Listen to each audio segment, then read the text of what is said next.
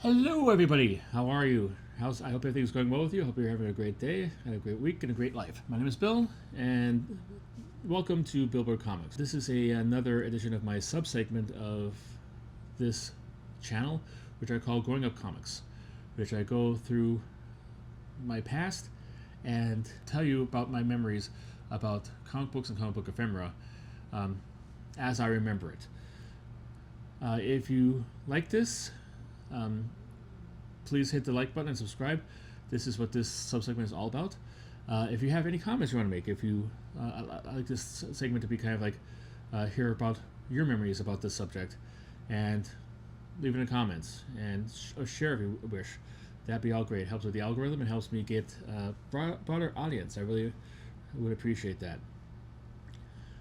This is the week I'm going to talk about a very exciting time for me. Back in 1984, it was announced that there would be a new toy line released for my favorite comic book superheroes. Not just one toy line, two toy lines. One done by Mattel, one done by Kenner. And as I mentioned in an earlier video about the Mego World's Greatest Heroes line, I was a big fan of the whole concept. But the World's Greatest Heroes line brought up about 2 years before this, and it was kind of like a weird 2 years to do this. There wasn't really any toys available, unless you could find like leftover remaindered Megos on the shelves. You had no real comic book themed toys.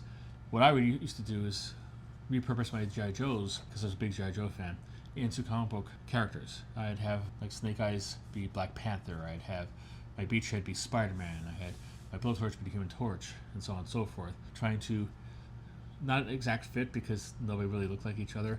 I think I had Barbecue being Iron Man, but I used them to play as superheroes when I was a kid. And also, I made paper dolls of it.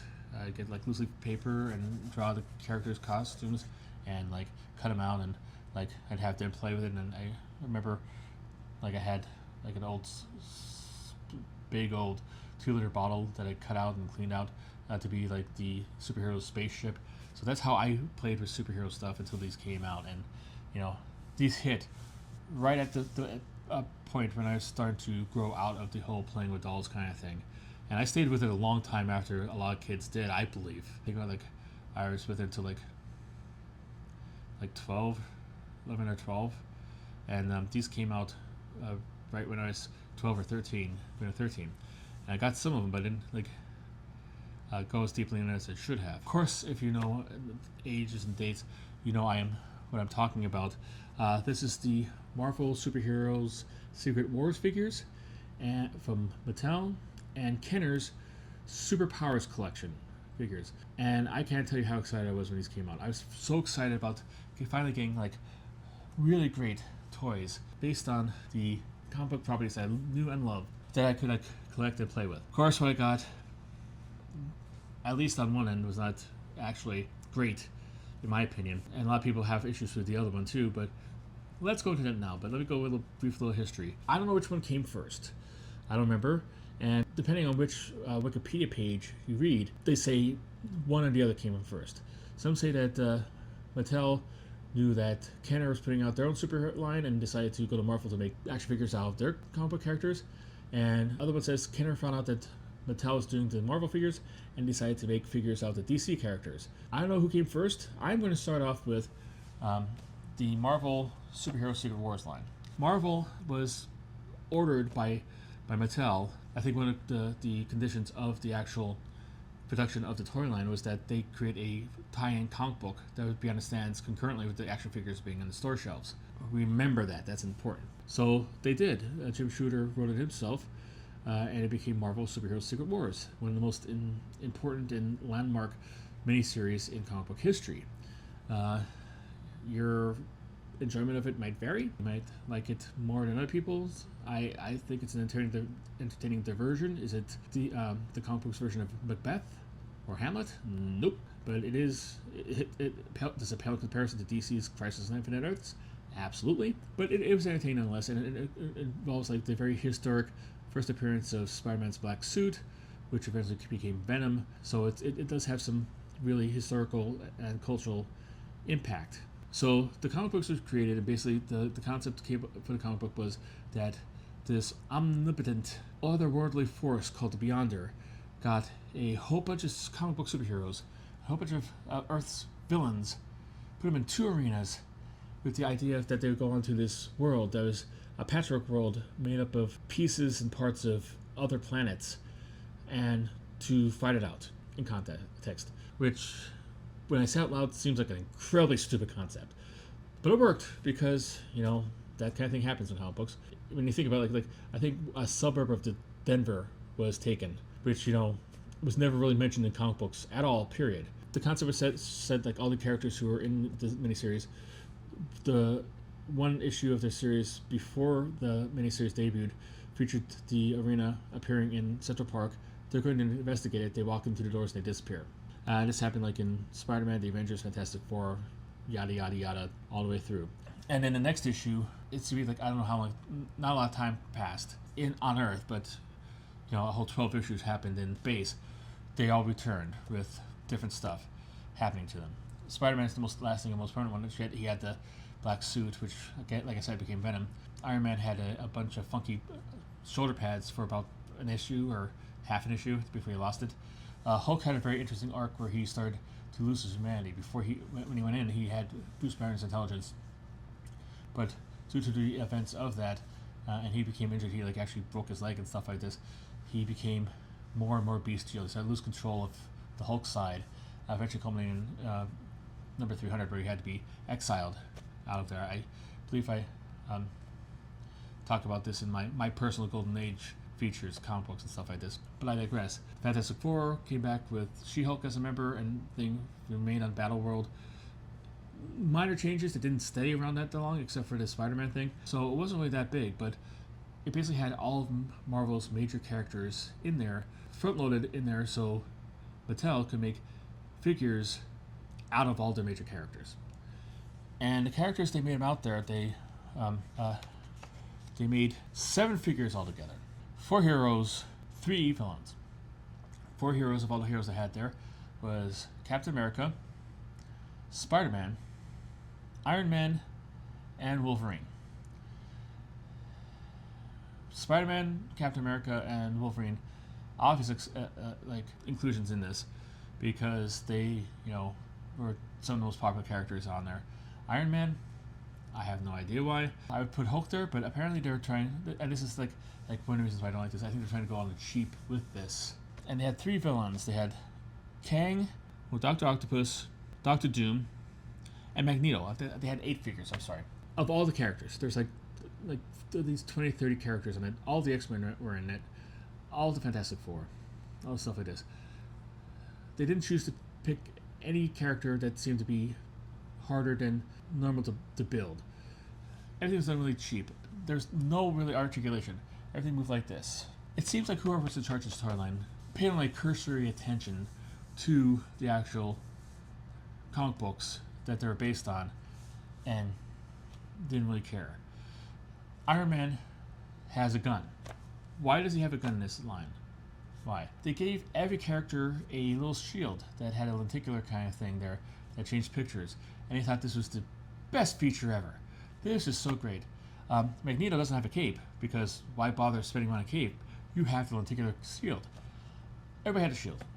But Captain America, who was supposed to have a shield, only had one of the good guys' shields. Good guys were red and round, and bad guys are metallic, silver, and square. Wolverine's claws were clipped on, and Kenner even had figured out a way to make stuff extract.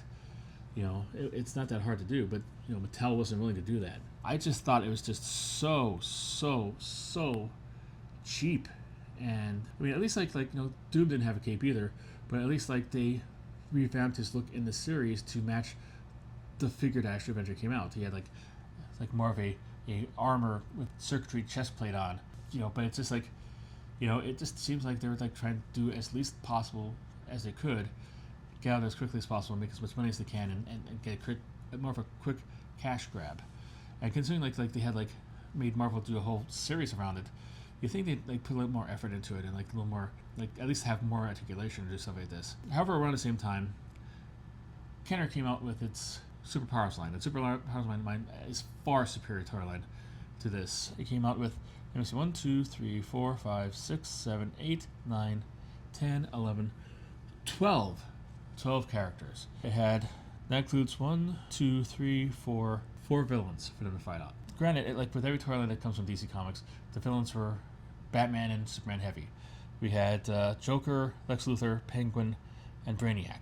So 2 Superman villains, 2 Batman villains. But the heroes included like Aquaman, Batman, The Flash, Green Lantern, Hawkman, Robin, Superman, Wonder Woman, all the big guys, all the heroes you saw on the Super Friends at various points in times like this. And they all had realistic sculpts and stuff like this. Like Hawkman looked like Hawkman. Aquaman had little scales carved into his figure, so it could, like, if you touched his top, it was scaly. One of them had bracelets that have. But the big feature for all these comic books were an action feature, I should say. If you pushed their legs, some of them like would punch. Batman, Superman knew this. Like Flash, if you pushed his shoulders together, he'd run. Hawkman came with removable wings, and if you pushed his leg, his wings would flap and it could make him fly. They all had appropriate accessories. Joker looked like the Joker. He was like skinny, sculpt, scrawny, and he looked different from any other villains. Penguin was short and squat. Joker had this big mallet that had his face on it. He could hit people with. Penguin had a umbrella that he could use to fire stuff with it. Green Lantern came with a Green lantern, like to recharge his ring with. Aquaman came with a trident. There was so much effort in there. The people had capes. They were attached to like a little horseshoe piece of plastic. And for me, they're fantastic. I thought they were awesome. At the point, like, did I get a lot of them? No. I don't know which ones I got. I think, like, I got some into like the later years where I got like more money for it. But like I said, I was going out of like favor with the action figures, and the action figures I was getting was G.I. Joe. So it's like, for me, like having all this choice was awesome because you have all these characters coming out at once. But also for me, it's like made me like not willing to go into it because, wow, this is a lot of money to put out to get a complete set of this all at once. So as a kid with an allowance that was being divided between G.I. Joe figures and comic books, I really didn't have any kind of thing to do this. I got some here and there, and I played with friends who had them. So I had the Aquaman. I think Aquaman had the leg kicking option. It looks like he's swimming. But it's one of the things, like a lot of the current market, convention market and toy market and stuff like this, is built on nostalgia. And the vintage figures probably go for a high price on at conventions and online and stuff like this. But probably wants to like kind of invest in it. If I become a bazillionaire, I will try to get these because I kind of regret not actually getting them when I was a kid. But the DC version was much better. There was a comic book that tied into this. I don't think it was mandated by Kenner. I was inspired by Kenner. Kenner's most famous toy line was the Star Wars figures from the 70s up into the 80s. It was kind of dying off because the movies were kind of going away. And they were notorious for not having like a lot of articulation. So you figure like everybody's gonna have like the stiff figures that didn't only have like move like robots. You think it would be the Kenner figures. The Kenner figures, you could like bend their knees, you could like sit them down and stuff, and all kinds of stuff like that. And, like it wasn't 100% good. I think like the arms were one solid piece, but nonetheless they had more articulation. You could pose them different. You could like have Superman like leap in the air and stuff like that. They also had a comic book that happened, I believe it was like written and with covers by Jack Kirby, which is a pretty big get for a toy tie-in. And Jack Kirby would be involved in designing the figures in the future waves of this. It was amazing, and it blew one out of the other out the water. It just seems like, from a sculpting standpoint, from respect from the source material standpoint, from everything, the Kenner's Superpowers toys seem to have like the advantage of it. But I was willing to look at this and think. I actually think I bought more of the Marvel superhero Secret Wars figures than I did the Kenner figures, because like they had Captain America, and Captain America is my second favorite character of all time. So I think about him. I think about Spider-Man too. I think I had a Wolverine too. I think so that's what makes me think they came out first, because I got them and then made me more depressed because I invested money in those, instead, superpower ones. But I had several figures, I think, unless my memory's playing tricks on me, of the Marvel superheroes line. But I was feeling like, okay, this is the first one. They might have to like see what's happening. They might adjust, course correct, and come out with more figures, like maybe bulkier figures, like from the comic book series, like maybe a Thor, maybe a Thing, maybe a Hulk, maybe a female figure, Storm or the Wasp or all that jazz. I don't think Invisible Girl was there because I think in the storyline she was pregnant with, at the time, she miscarried with a baby, so she didn't get involved in there. Somebody else that could actually get involved in there, or like maybe the new character that was created, Volcana or Titania, or the Julia Carpenter Spider Woman in the second thing, because like obviously they created this comic book series as a showcase for the characters they're going to use in the storyline, right? Nope. Second wave had only, according to my calculations, and I might miss one because I missed one of the first wave, 5 figures. Not a one of them appeared in Marvel Superheroes Secret Wars series. If I was Marvel, I'd be like on the phone with them, like, what the blank? You made me create a series with all the good big characters, put them in there so you could focus on this, and you're now not using the characters I gave you? I mean, the 5 characters were Baron Zemo, and it's the second version of him, like the one with the fur cuffs and stuff, like his son, originally leader of the Thunderbolts. Daredevil, Falcon, Hobgoblin, and another version of Spider-Man, this time, which actually did tie into the series. It was a black suit version of that. I heard stories that Mattel was absolutely out over the moon about him getting a new suit in there because they could create another figure for one of the most popular characters in the line. They didn't care about any story implications or anything like that. They have another figure to print. I'm sure they probably wanted everybody else to get new costumes. That might be a reason why Iron Man had the shoulder pads to give him a new armor that they could probably make. But it wasn't to be because, this was kind of a disappointing wave. And I gotta tell you, I love Daredevil. I love Baron Zemo. I love Thunderbolts. I love Massive Evil. Under Siege is one of my favorite Avengers arcs. Falcon, one of my favorite things. Good representation because he was an African American in a lily white first wave. He's a welcome addition to that. Hobgoblin, interesting character. Falcon came with wings. Hobgoblin came with a glider, so it was kind of like trying to make more of an effort to actually make it kind of comic appropriate. I don't know if Hobgoblin came with a cape or not, but it was kind of like it defeating the purpose here. You have an entire series devoted to characters that you use and introduce, and for your second wave, and this is probably the reason why it didn't go further than this, really. There's a third wave I'll get into in a couple minutes. It's because you use these characters. But of course, like these guys, of course, were not the most well-known characters around for the comic people. Daredevil didn't have a cartoon, didn't have a TV series at this time. I think he was maybe a couple years away from appearing in the Incredible Hulk TV movie he co-starred with that was a backdoor pilot.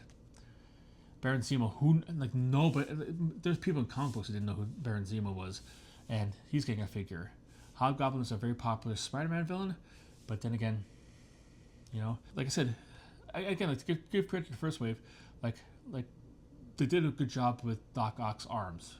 They had very posable. I think they had wire work and you could pose them and stuff like this.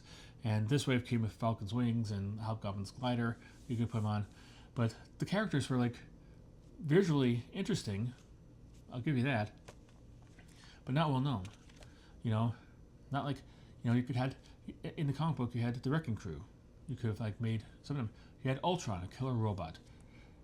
If you're going vague and stuff like this, you had Claw. You had the Lizard. You had a whole bunch of other characters you could have chosen that might have had a little more cachet, a little more fame, and they didn't use them. I just don't understand why. But this sales caused this to kind of go down. It did release a third wave, mostly overseas. It was I think it was only released in Europe or maybe South America or someplace. It wasn't released in America. You get your hands on it, of course, because that's how the collector's industry is. Anything you want, you could probably find over, as long as you know the names. And you could meet its price. Everything has its price. It had 3 series: Constrictor, Electro, and Iceman. None of them are in this comic book series either. So, why bother making a series? If you're not going to if you have a series designed, this is what I don't understand. You have a series designed to promote your toy line, and 7 figures that you put out for the toy line has nothing to do with the series. Why bother? I believe Constrictor had his character had coils that came out of his wrists, and he could wrap around something and they're electrocuted, and he could electrocute people with them. I think he came with that. Iceman was kind of translucent, and Electro had the things, but after this it just died a quick, painful death. To show you the different quality, the Superpowers line went out for 2 more waves, wave 2 and wave 3, before it petered out. Because toy lines usually only have a small amount of time on the shelf before they need to actually be revamped or anything like that. G.I. Joe Torch Standards one is going into having snake-looking mutant figures in it, and space guys, and everybody was a ninja and stuff like this. It happens. But the second wave of the Superpowers figures was a very heavy kind of fourth world, Jack Kirby's creation intensive. Darkseid, Desaad, Calibac, Mantis, Parademon, Steppenwolf. All these characters from the New Gods thing were the main villains for this arc. Kirby helped redesign toys for it. He did the design, I believe, on the Parademons. Parademons in the comics were green, kind of humanoid looking one, and he made them look more demonic. And considering he ended up having a lot of disrespect and not a lot of financial reward for his contributions to the comic book industry, it's good to see him getting money for this. He probably paid a pretty penny for this, for probably doing less work than he ever did on a comic book. So I don't quote me on that. I don't know for sure, but more power to him. He deserves it. And also, new heroes were introduced in the second wave, which considering most of the big ones are introduced in the first wave. You think who they have left for this? They start going down into their B and C grade characters, which was awesome, which I loved. Dr. Fate, Firestorm, Green Arrow, and he had a arrow shooting action. Martian Manhunter and Red Tornado. Red Tornado had this thing where he pushes shoulders, and he's I had him, and I think I got Dr. Fate at a flea market, and I also had Martian Manhunter. I don't know if I bought them at a flea market. I think I bought maybe Dr. Fate at a flea market, because I don't think he had a cape, and I bought the other 2 off the shelves because I thought their designs were great, and they're 2 of my favorite characters. So I think I still have them in storage someplace. The Kenner Superpowers universe was far wider, far bigger, and they also had toys ties in. They had the Justice play set, which also worked as a kind of a carrying case for the figures. It had vehicles that went along with it, and then I think they came the third wave, which even more of the fourth world characters that Jack Kirby helped create and he redesigned, and some original characters came in here, which personally I thought he would have a spot for a Cyclotron figure and a Golden Pharaoh figure. You know what? Make a Blue Devil figure, make a Swamp Thing figure or something like that. The reason I say that will come down later. This one had Orion. I believe it had Mr. Miracle as a character. It had also a character from the Legion of Superheroes. Tyr was one of the bad guys here, probably because he looked so original. They had Mr. Freeze as a character with a plastic helmet. They had Captain Marvel, Shazam, one of the biggest characters of the history of comic books, made his appearance in this line. Cyborg, the first person of color introduced in this, I believe, if I'm not mistaken, with the kind of cold-pressed metallic effect for his costume on his body. Plastic Man had that. He had one of the lamest powers ever because he pushed his thing and his neck popped up. But how's he going to elongation without that? Samurai. If the line continued, there would have been more of these characters from the Super Friends introduced into this. I think it was a case of maybe market saturation, because after the third thing, with 30 some figures out there and still in circulation and trying to get this, popularity kind of lagged, and you start to get down to the B or C level characters that characters don't really know. They have interesting designs. I mean, Tyr, I think, of all the villains that were picked because he had an interesting design from the comic books. He's a red guy with a mohawk, and he had a gun instead of a hand. pretty interesting visual design, pretty interesting for a toy. But if you're a comic book collector, you're like, why is this guy getting a figure over, say, just anybody else? How we had Phantom Strange or Steel, whoever was around at the time. But I digress. Third line was the last line for the Superpowers one, unfortunately, regrettably, because Kenner had plans for this to go on for 3 or 4 more waves. Online, you could see prototypes for characters such as Man-Bat, El Dorado from the Super Friends was going to become a figure, Blue Devil, another villain, Shockwave, Bizarro, Creeper, Metallo, the Executioner. Supergirl was going to make an appearance, so there'd be, Wonder Woman have some company as being a woman in this figure line. John Stewart, Green Lantern. Kid Flash, Manhunter, Vigilante, Mr. Mxyzptlk. Black Vulcan was rumored to be in the works. Deathstroke. Different versions of Superman were going to come in there. Atomic Knights. Black Racer. It's kind of a shame when you see like the stuff that might be coming down the pike. As a comic book fan, I would love to see this. Like a Man-Bat figure with the wings and everything like that, and the action that has worked like that. Granted, it probably wouldn't have sold well to do kids who are only casual readers of comic books, who like superheroes, like the super action figures, but are not going to get a figure they don't know, no matter how cool it looks. As we know, I think like they might have come out with like for both series, a revamped, rebooted one. I do see like certain modern interpretations of heroes that weren't in the original Marvel Secret Wars line being made into figures with the Marvel Secret Wars branding. I definitely know that McFarlane Toys has gone heavy into revamping the Superpowers line, only taking away the action feature, but keeping the same limited amount of articulation. Granted, more articulation than the Secret Wars line had. But, if you're going to take away the whole thing about... The reason why I think like a lot of reasons why the things didn't have like proper articulation is because the action figure, you didn't want to have arms that bent because it made it hard to actually squeeze the arms to make the legs run or whatever, and vice versa. So this line going there, I believe a new line is just coming out as I record this. I don't know if they're still going to do this. I heard a rumor that they're going to end it, but yeah, for all the people who missed this nostalgic, have a whole new version of this coming out. I have a couple of these. I have like the Batman of Enzen Ra and the Batman Who Laughs figures, which I don't have in front of me to show you, but trust me, I have them. But this is like a really great, a great time to be a kid. Marvel Superhero Wars was a disappointment to me, but I'm sure a lot of people love it. A lot of people like it, and the Superpowers line was awesome. I really wish that it could have lasted longer, and I wish the revamp had like more attention to actually articulation and all kinds of stuff like that. What did you think? Did you have any of these lines? Which did you prefer? Did you prefer the Marvel figures better than the DC ones? Did the fact that you're a Marvel zombie made you like it more, even despite the fact that it had limited articulation? Did you collect any of them?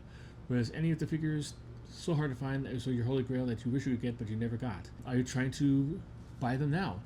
Let me know in the comments. We can start a discussion about this. I would like to know about that. If you like this video, made this far, hopefully you found some interest in it. Throw me a like. It helps with the algorithm, helps me get this video in front of other people's eyes. Subscribe. I'll be taking more trips down memory lane in the near future, so I hope you come along with me on that. That being said, I hope that to see you again, and until I do, keep on collecting.